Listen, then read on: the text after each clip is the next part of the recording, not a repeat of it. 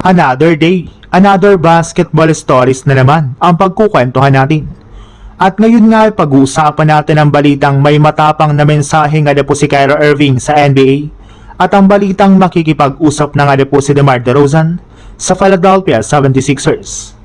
Mismong ang Dallas Mavericks na nga po nagsabi na 100% na nga po silang sigurado na magbabalik at maglalaro ng muli next season ang kanilang superstar na si Kyrie Irving matapos ang halos isang taon na pagre-recover nito mula sa kanyang natamong ACL injury.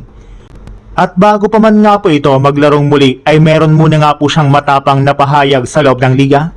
Ayon nga po dito, habang pinapanood nga po ni Kyrie Irving ang kanyang mga video highlights, ay narealize nga daw po nito na hindi na nga daw kayo makakakita ng ibang manlalaro na katulad niya. Napakalaki nga daw po ng pagkakaiba nito sa ibang mga players na naglalaro ngayon sa loob ng NBA. Well, kung pag-uusapan nga po natin ang kanyang estilo ng paglalaro, talagang mahirap hanapan ng katulad sa Irving. Gayong kilala nga po ito sa kanyang napakabilis at malikhaing paghawak ng bola, paggawa ng mga crossover, mahihirap na tira at kakayahang makapuntos, kahit napakahigpit ng depensa. Hindi man siya kabilang sa pinakamanlalaki o pinakamalalakas na manlalaro sa NBA, nagawa nga po niyang maging isa sa pinakamapanganib at pinakamalikhain na player sa kanyang henerasyon.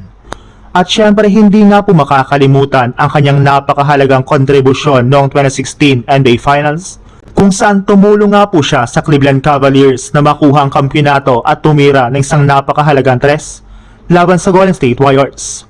Sa ibang balita naman, isa nga pong magandang balita ang inilabas ngayong araw sa Philadelphia 76ers matapos ibulgar ng isang NBA insider na makikipag-usap na nga po ang kampo ni DeMar DeRozan at ang front office ng Philadelphia 76ers sa mga susunod na araw.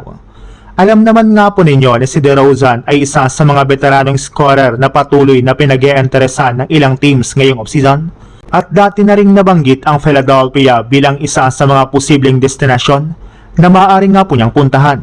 Kung sakaling matuloy ang pag-uusap, malaking tanong ngayon kung paano siya magkakasya sa bagong roster ng Sixers. Since matapos nga po nalang makuha si LeBron, magiging mas interesante nga po ang posibleng pagdating ni DeRozan dahil maaari nga po siyang magbigay ng karagdagang scoring, shot creation, at karanasan sa playoffs. Hindi naman ibig sabihin na kapag nag-usap ang dalawang kampo ay agad na nga po magkakaroon ng kontrata. Posibleng pag-usapan muna ang interest na magkabilang panig, papel ni DeRozan sa team at kung kakayanin ng Philadelphia ang magiging financial terms ng isang posibleng deal. Pero kung sakaling matuloy ito ay magkakaroon nga po sila ng dagdag na puwersa sa kanilang lineup ngayong offseason.